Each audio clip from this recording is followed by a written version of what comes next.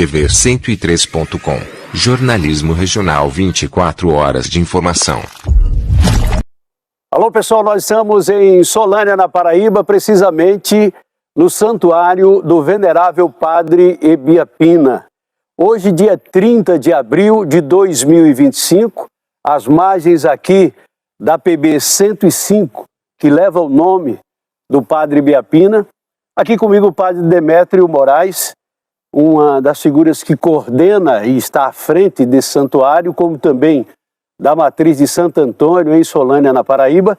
E hoje nós vamos falar sobre essa importância da canonização do Padre Ebiapina e esses passos que estão cada tempo mais adiantado para a canonização do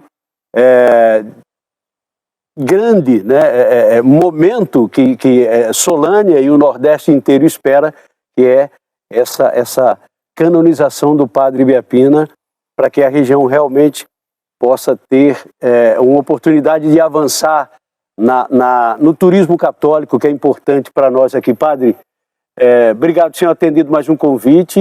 Nós estamos felizes em compartilhar com o senhor desse momento em que vive Solânia, e que as pessoas realmente têm que absorver cada vez mais a importância do inesquecível e venerável agora Padre Ebiapina na história da nossa região.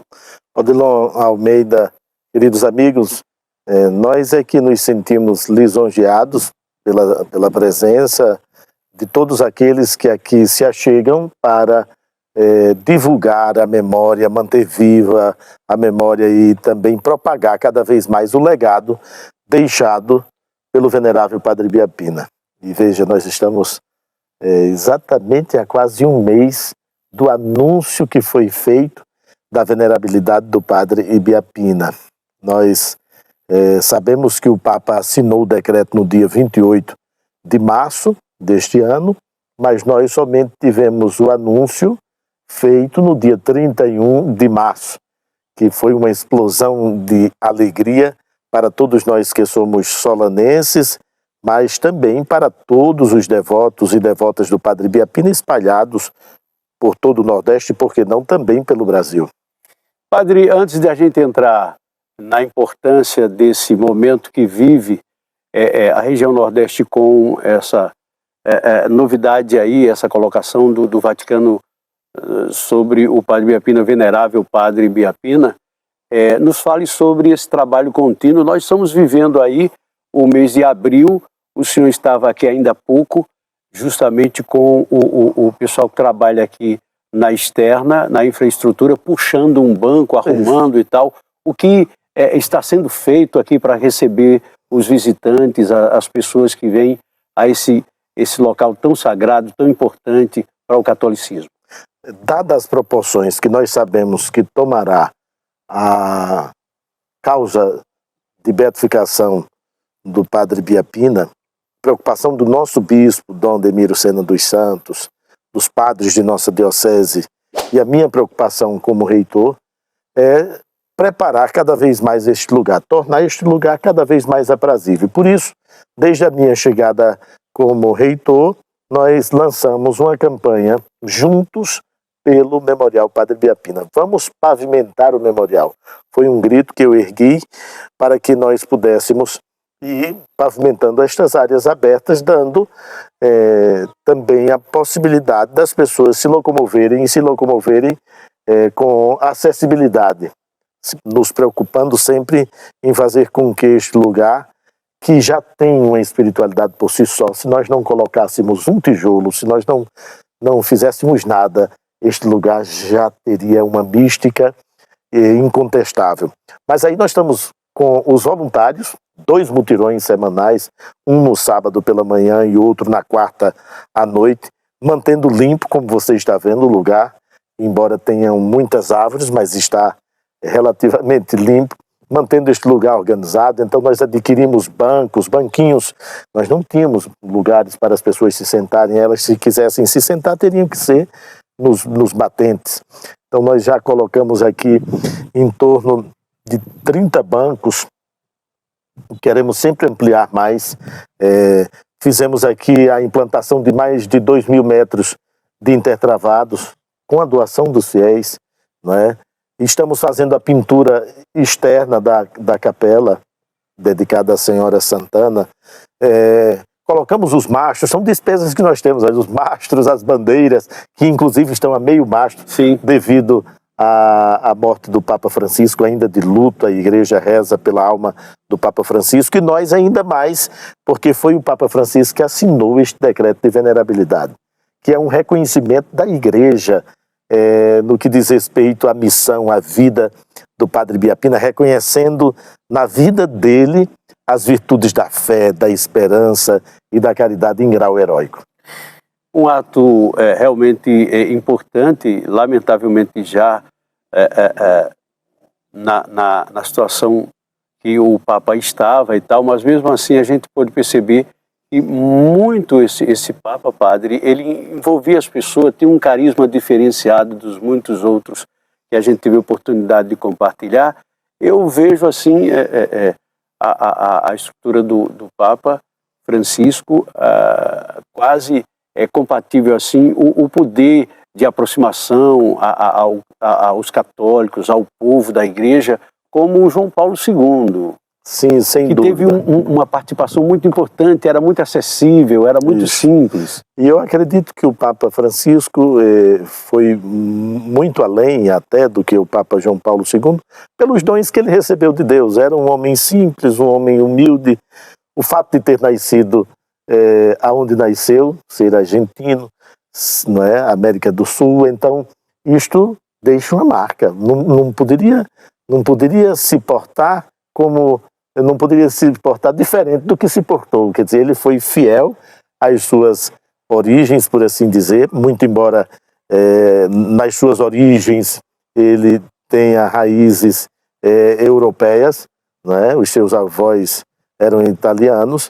De qualquer modo, o fato de ter vivido na Argentina cunhou, por assim dizer, o perfil de Bergoglio como Papa Francisco.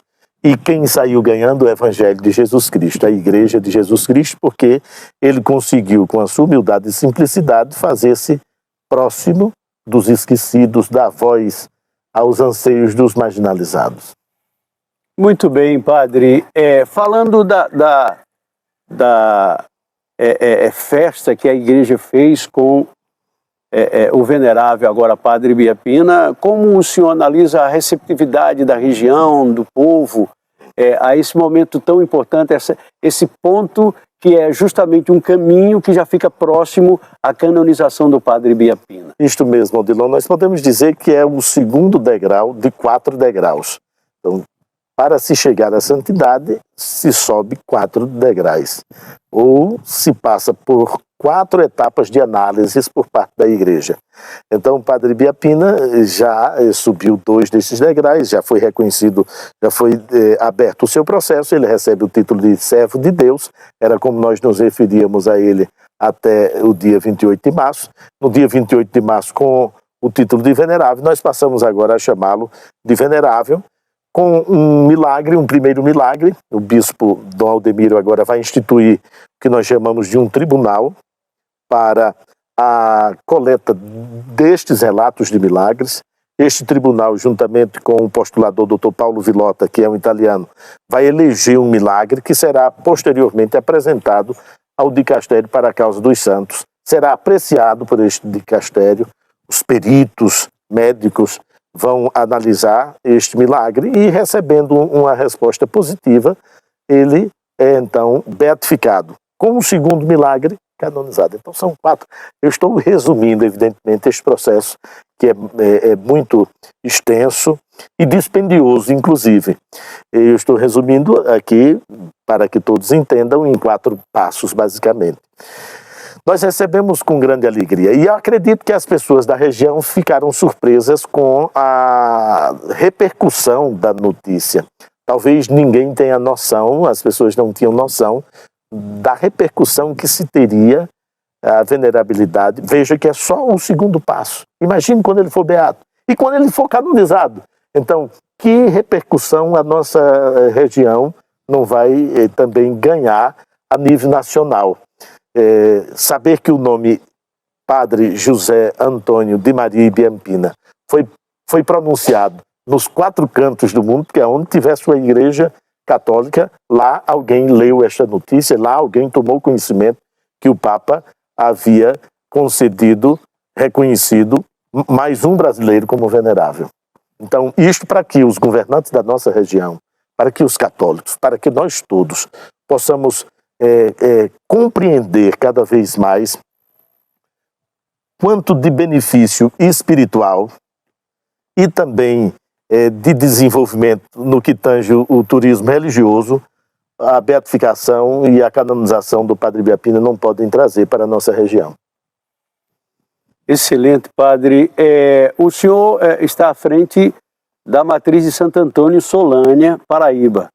Quantos trabalham com o senhor, os padres que fazem o município e estão sempre acompanhando o senhor e lhe auxiliando nessa tarefa de conduzir o cristão, as pessoas? Porque a gente percebe, por exemplo, agora, após a Semana Santa, conversávamos com alguns amigos e falávamos sobre essa sua dedicação à igreja, aquela missa que o senhor fez especial na quinta-feira, se não me engano, na quarta-feira, e depois houve a procissão do silêncio, e nós ouvíamos, né, andávamos no centro de Solânia naquela oportunidade já na madrugada, e a gente passando para ir para o trabalho, e acompanhava no som o senhor conduzindo os cidadãos e numa pregação segura, forte. É um trabalho árduo que não para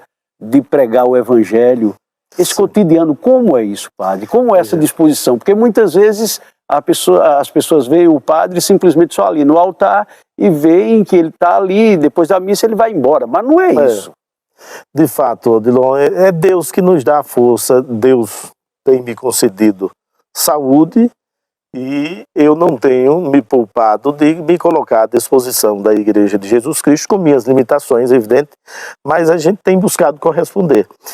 Você me perguntava quantas pessoas nos auxiliam. Atualmente a paróquia de Santo Antônio, que já foi muito extensa, hoje é composta somente por 5, 6 comunidades. Contando com a matriz, nós temos mais 5 comunidades.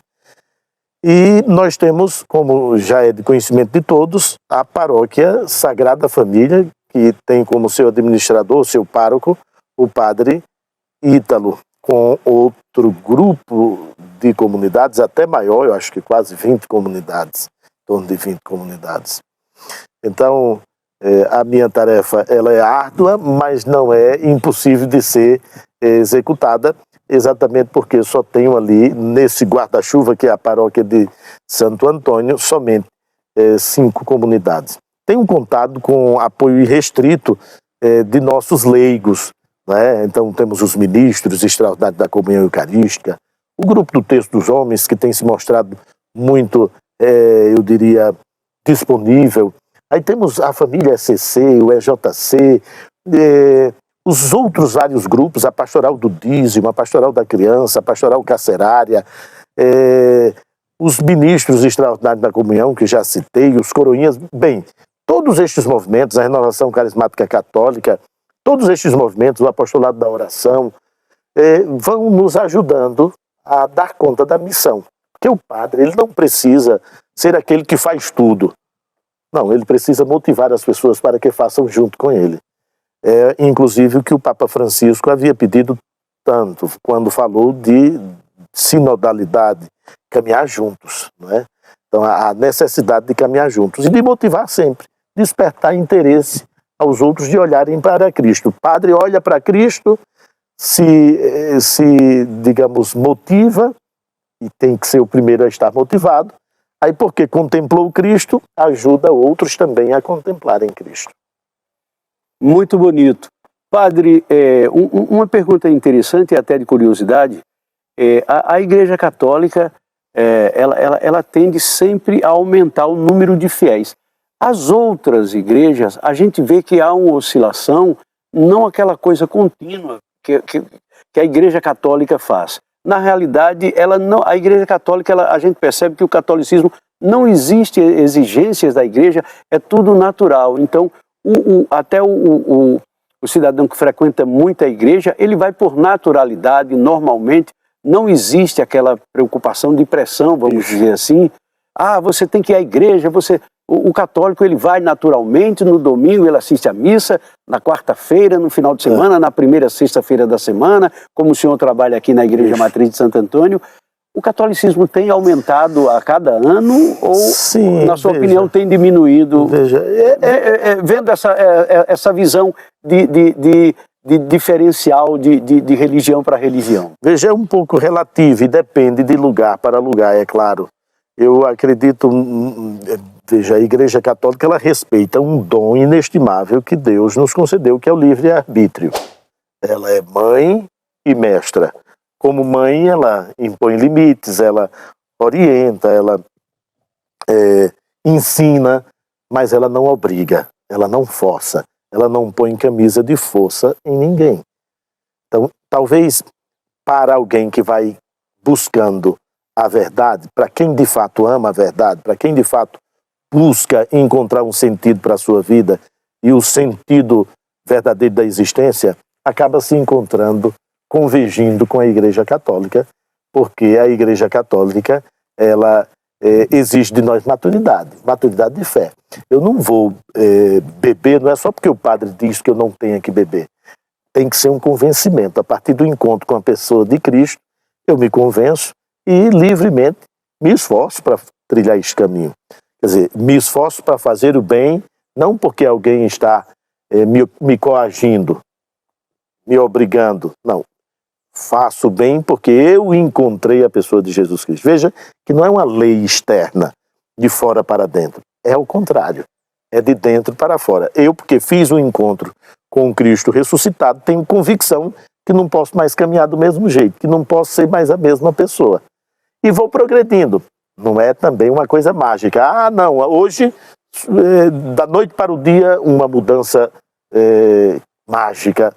Essa mudança mágica vai acontecer justamente isso que você acaba de identificar. Ela não é permanente.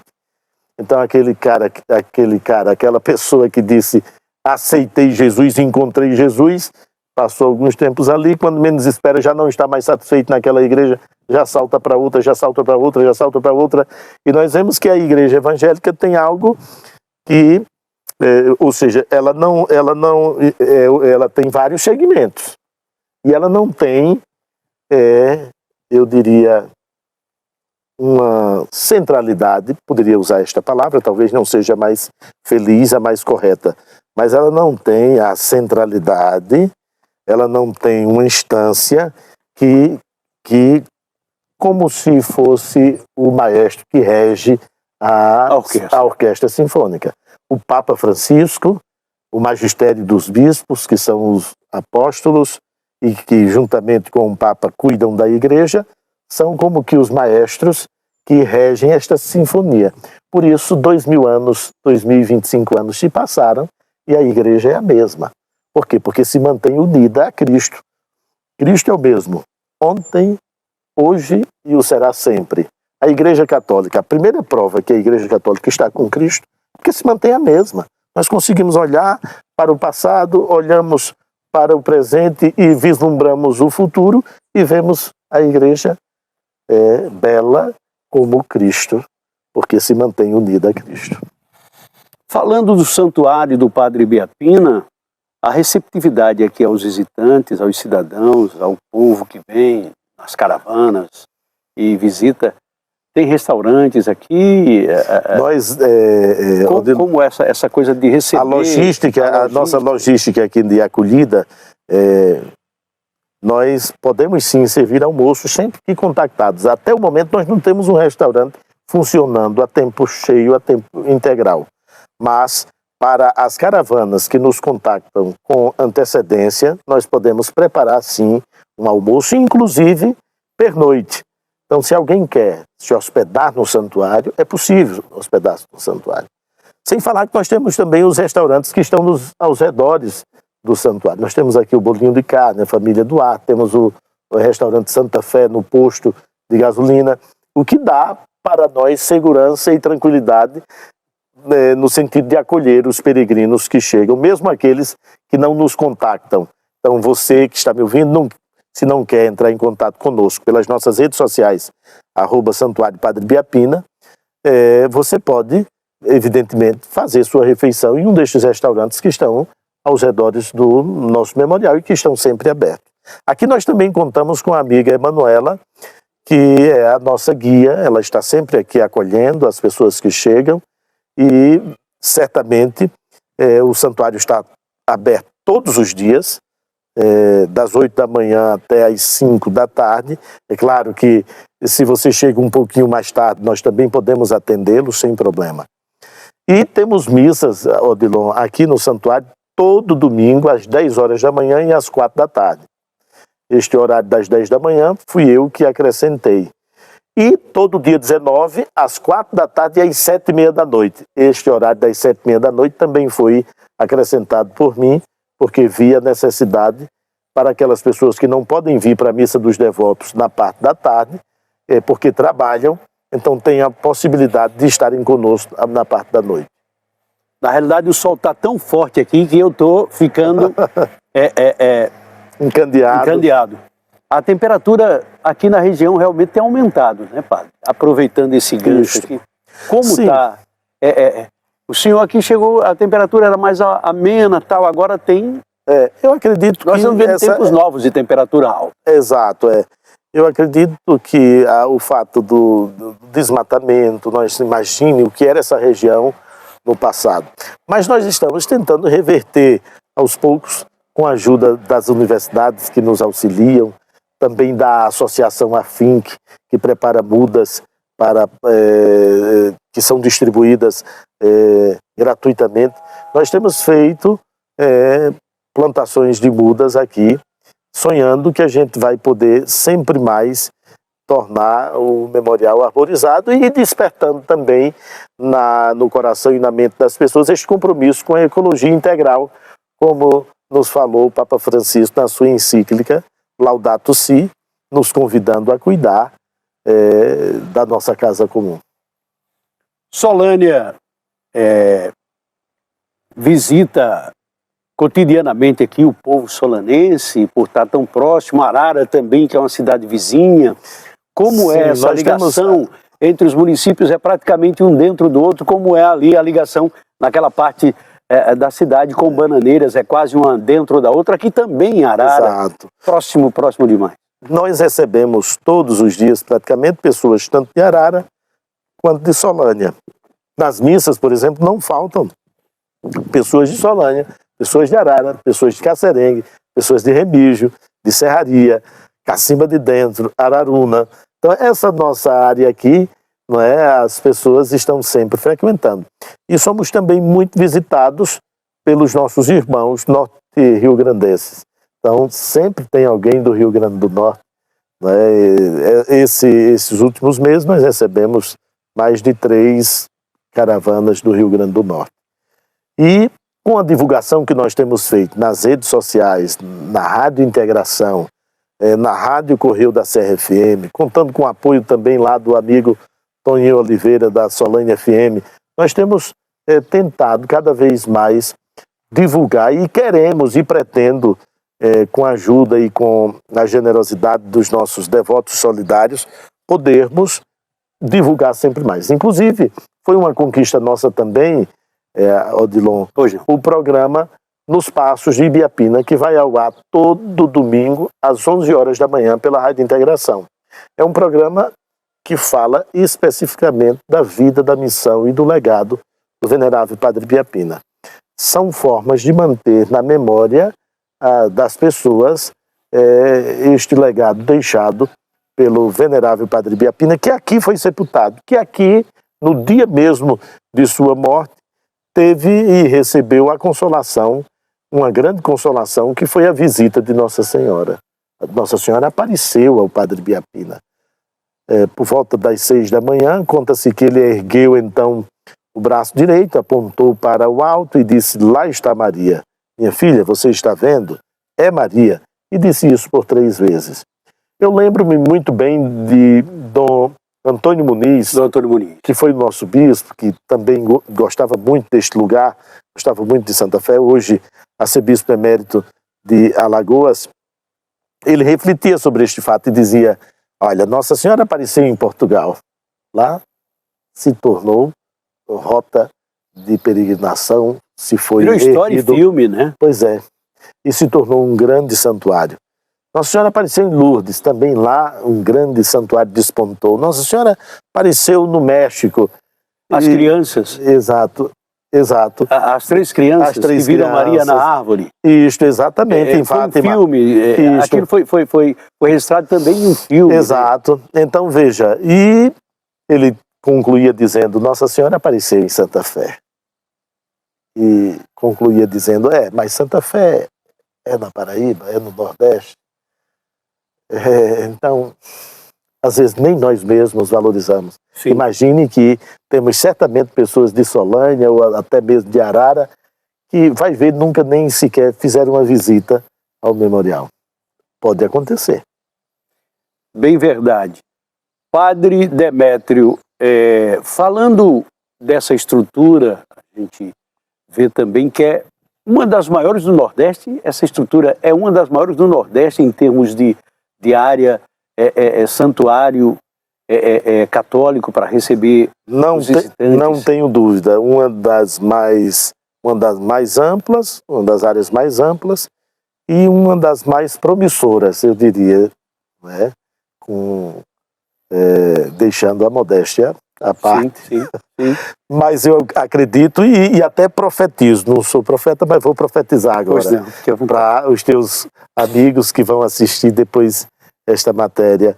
Eu profetizo que este lugar vai ser fonte de bênçãos para tantas famílias, do ponto de vista espiritual, mas do ponto de vista também material, social, porque acredito que este memorial, este santuário ainda vai gerar muitos empregos para abrigar debaixo de suas asas muitas famílias que necessitam. Veja que o santuário de Nossa Senhora Aparecida, em Aparecida do Norte, São Paulo, hoje gera mais de 2.000 empregos. Isso é sensacional. Por que eu estou falando isso? Padre, o senhor só pensa na dimensão material. Não, eu penso também na dimensão, em primeiro lugar, a dimensão espiritual. Mas não é possível salvar um corpo sem a alma. Aliás, uma alma sem um corpo. Então, para que alguém se salve, ele tem que estar vivo. E para que esteja vivo, ele tem que ter dignidade, ele tem que ter um trabalho, ele tem que ter onde morar, ele tem um meio de vida. E nós sabemos aqui o quanto é angustiante, em pleno século XXI, 2025, vermos nossos jovens sem perspectiva alguma aqui em nossa região. Quantos ainda precisam deixar Solânia? Quantos ainda precisam deixar Arara, Cacimba de Dentro, Araruna, Cacerengue, para buscarem vida digna em outros lugares? É bem verdade que o crescimento que nós temos testemunhado em Bananeiras, né, no que diz respeito aos condomínios, tem gerado esperança. Não podemos negar isto. Quantos estão trabalhando? Os investimentos têm aumentado, oportunidades de emprego. Exato. E nós vemos, se você dá uma olhada no trânsito mesmo aqui, 6 horas da manhã, quantos rapazes, quantas pessoas jovens passam de moto indo em direção a Bananeiras, quer dizer, vão para o trabalho. Eu rezo com aquela cena, porque quando eu vejo aquilo, dou glórias a Deus. Obrigado, Senhor. Talvez não seja ainda aquilo que deveria ser, não é? Talvez os trabalhos ainda não deem tanta dignidade diante do salário que recebem, mas de algum modo, ao menos, não estão precisando deixar suas famílias. E aquele êxodo, né, padre? Desculpe interromper o senhor, sair do interior da Paraíba, do Nordeste, para ir para os grandes centros. Né? Aqui seria um ponto importante, porque aqui dá para sobreviver e seguir em frente. Exato. Agora, uma coisa importante, abrindo, aproveitando esse gancho aí que o senhor falou, esse leque de boas notícias, a gente percebe que uma coisa importante, a agricultura, ela não está tão propagada como deveria estar, tendo visto o progresso que nós temos hoje de irrigação, de plantar, de produzir. Não é mais como era antes. Infelizmente, nós avançamos pouco, não é? Eu acredito que existem programas do governo federal que são importantes e necessários para socorrer aqueles que não tem as mesmas oportunidades da classe média. No entanto, teria que se repensar esse incentivo à agricultura familiar. Não é? É claro que com todo esse aparato de irrigação, encontrando meios, nós nos tornamos cada vez mais, eu diria, acomodados. Até aqui mesmo no Memorial, eu acho que a gente tem que imediatamente tentar fazer uma horta comunitária, tentar ter algo mais voltado para o social neste sentido, fazer com que as pessoas descubram que podem fazer algo juntas e que isso pode trazer um resultado até no que diz respeito à própria saúde, porque se eu me alimento bem, a minha saúde também vai estar cada vez mais, eu diria, estável. Então é preciso fazer algo. E nós temos que ir, a igreja continua aí com suas pastorais, com seus serviços, com seus movimentos, provocando de algum modo. E foi o que o padre Biapina fez no seu tempo, não é? Cavando açudes, cacimbas, construindo cemitérios, igrejas, orfanatos, hospitais de emergência, tudo isso para dar respostas às agruras, às angústias das pessoas de seu tempo. Foi um homem que esteve aonde a mão do Estado não chegava. A visibilidade era tanta que foi até deputado. Né? Exato. Ele sabia que com os tentáculos da estrutura política também poderia alcançar... Isso, mas aqui é bem interessante lembrar que o caminho do padre Biapina foi o inverso do que nós vemos hoje. Ele primeiro foi advogado, depois ele foi juiz de direito e simultaneamente, pouco tempo depois, foi deputado geral. Depois abriu mão de tudo, voltou para a advocacia. Em 1847 abriu mão inclusive da advocacia, com as suas economias adquiriu um sítio em Caxangá, Recife, no subúrbio do Recife, e ali ele se retirou, passou 3 anos recluso, bebendo de 3 fontes: a Bíblia Sagrada, o livro Imitação de Cristo e um terceiro livro que conta a história dos santos, o Flor Sanctorum. Então, só para ter uma ideia, Sim. Ele não foi padre e depois deputado, ele foi deputado e depois padre. Então ele se desilude com as promessas deste mundo e descobre que pode e podia fazer muito. Imagine, aos 46 anos, ele é ordenado padre, 46, quase 47, e, imaginem, exerce funções importantes na vida eclesiástica, foi vigário-geral, foi professor do seminário. Então, tomando conhecimento que a epidemia do cólera estava dizimando pessoas no interior de Pernambuco e da Paraíba, ele pede licença ao bispo para ir socorrer estas pessoas. E aqui é impressionante, um homem que aos 50 anos é a idade que a gente já está procurando um jeito de parar. Se recolher. Já pensando em aposentadoria. Já pensando em aposentadoria. Pois bem, este homem, nesta idade, é justamente nesta idade que este homem começa a sonhar como peregrino, a peregrinar no Nordeste. Veja, em um lugar, o Nordeste, a Caatinga, o sertão, abrir mão do conforto... Sertão brabo. Abrir mão do conforto que Recife, que Olinda já poderia oferecer. Pela estrutura que ele tinha, pela história. Exato. E enveredar pelos sertões, sendo sinal de esperança. Nós estamos vivendo o Jubileu da Esperança. Ano Jubilar da Esperança, promulgado pelo Papa Francisco. Eu costumo dizer, Padre Biapina foi peregrino de esperança, por onde passou, deixou um rastro de caridade. E aonde Padre Biapina chegava, os corações tornavam-se mais esperançosos. Entendiam que na missão e na palavra do Padre Biapina, na pregação do Padre Biapina, Deus não os havia abandonado. Deus estava com eles, Deus caminhava com eles, Deus estava do seu lado, e inclusive ajudando-os a lidar com a seca, que não é um castigo divino. Quer dizer, a seca está aí, é uma realidade dessa região onde nós vivemos. sempre existiu e vai sempre existir. Claro. Agora, nós é que precisamos nos adaptar, criar condições para viver neste lugar. A seca de 1877, os relatos escritos de própria mão pelo padre Ibiapina são de cortar coração. Como aqui em Santa Fé, a fome, a dificuldade.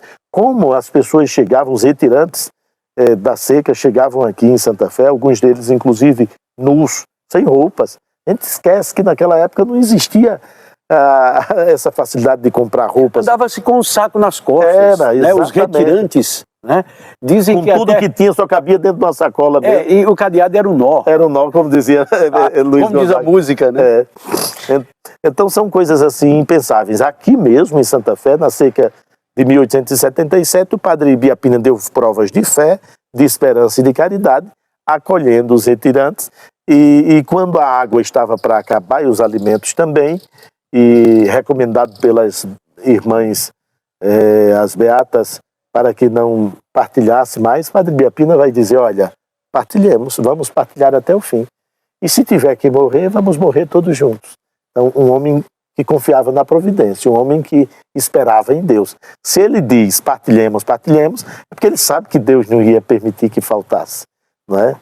Então, o verdadeiro milagre da partilha que ele conseguiu fazer no seu tempo, que era tão mais difícil do que o nosso.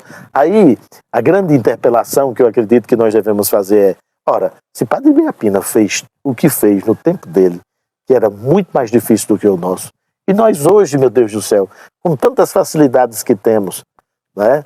Com tantas iniciativas boas que temos, porque podemos olhar para as pastorais sociais da igreja, na época era só o Padre Ibiapina. Tem um contato maior. Depois, mesmo as prefeituras, com toda a dificuldade que as prefeituras têm, né, que nós sabemos que elas têm, mas claro, toda cidade tem lá uma secretaria de ação social, que já é um braço, de algum modo estendido, se não para todos, mas para alguns, né, que têm acesso. Querendo ou não, é um socorro. As escolas, imagine, não existia escola, as meninas... Tudo bem próximo hoje. Pois é. A juventude tem um mundo nas mãos. Pois é, universidade, nós contamos aqui, olha, perdemos as contas de quantas universidades nós temos ao nosso redor. E antigamente, meu Deus do céu, não se tinha nada. Era no lombo do jumento. Era. E o Padre Ibiapina caminhou mais de 601 mil quilômetros no lombo de animais ou a pé, dando a possibilidade das meninas aprenderem a ler, a escrever, a contar. E as casas de caridade, Odilon, queridos amigos, se destacaram de tal forma que o presidente da província da Paraíba, de então, escreve para o Império informando que a Casa de Caridade de Pocinhos, por exemplo, havia se tornado o maior estabelecimento de ensino do interior da Paraíba, o primeiro e maior do interior da Paraíba, e o segundo da província, perdendo só para o Liceu Paraibano em João Pessoa. Isso para a gente ter uma noção da grandiosidade. Da grandiosidade que o padre fez. Exato. Ele mostrou a garra, a determinação. Isso. Inicialmente, as casas de caridade somente acolhiam as órfãs e as enjeitadas. Posteriormente, conforme os estudos e a educação transmitida nas casas de caridade foram se sedimentando, os senhores de engenho começaram a pagar para que suas filhas estudassem nas casas de caridade. Então, era uma forma de angariar recursos para a manutenção da obra e era para a gente um testemunho de como foi sério esta obra, como era séria de aprendizado. Então, se havia este reconhecimento da parte dos senhores de engenho, é porque, de fato, a educação dada nas casas de caridade era uma boa educação. No que diz respeito à dimensão da fé, mas também no que diz respeito à humanidade. Excepcional a conversa de hoje aqui com o Padre Demétrio. A cada conversa que a gente tem a participação do Padre Demétrio, a gente descobre um pouco da história do Padre Ibiapina, porque ele é muito bem informado. E, claro, a gente acompanhando esse caminho da canonização do Padre Ibiapina aqui no nosso canal.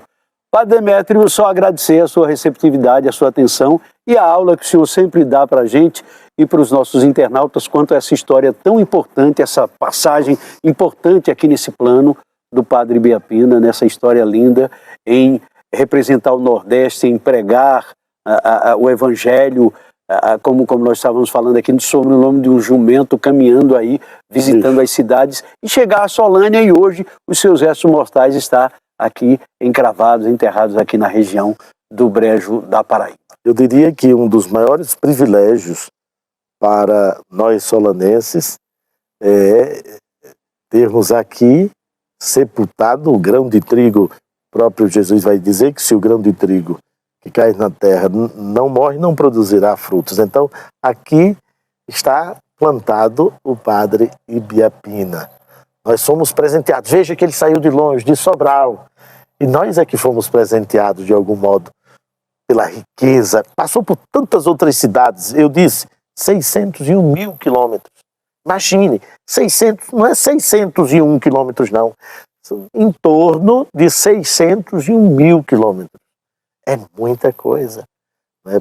Para alguém que percorreu cidades, estados, 5 províncias e concluiu sua vida aqui. Os últimos 7 anos de sua vida foram aqui em Santa Fé, numa cadeira de rodas improvisadas, mas em permanente e constante trabalho, escrevendo. Quando ele não pôde mais, quando suas pernas não tinham mais condições de transportá-lo, ele usou de sua inteligência para orientar as casas de caridade através de cartas. Então, as cartas, algumas delas inclusive circulares, que passavam e eram transmitidas para mais de uma casa de caridade.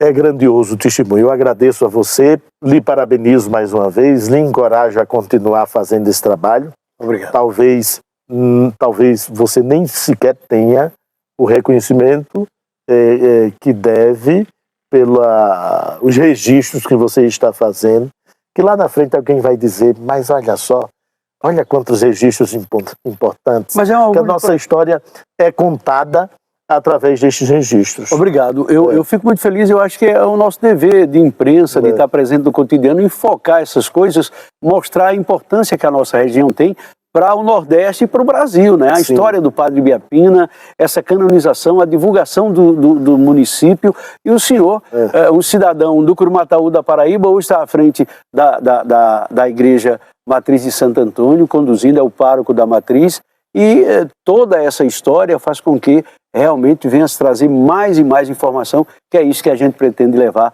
para os nossos internautas. Muito obrigado, Padre. Eu que agradeço. Deus os abençoe. TV103.com. Jornalismo regional, 24 horas de informação.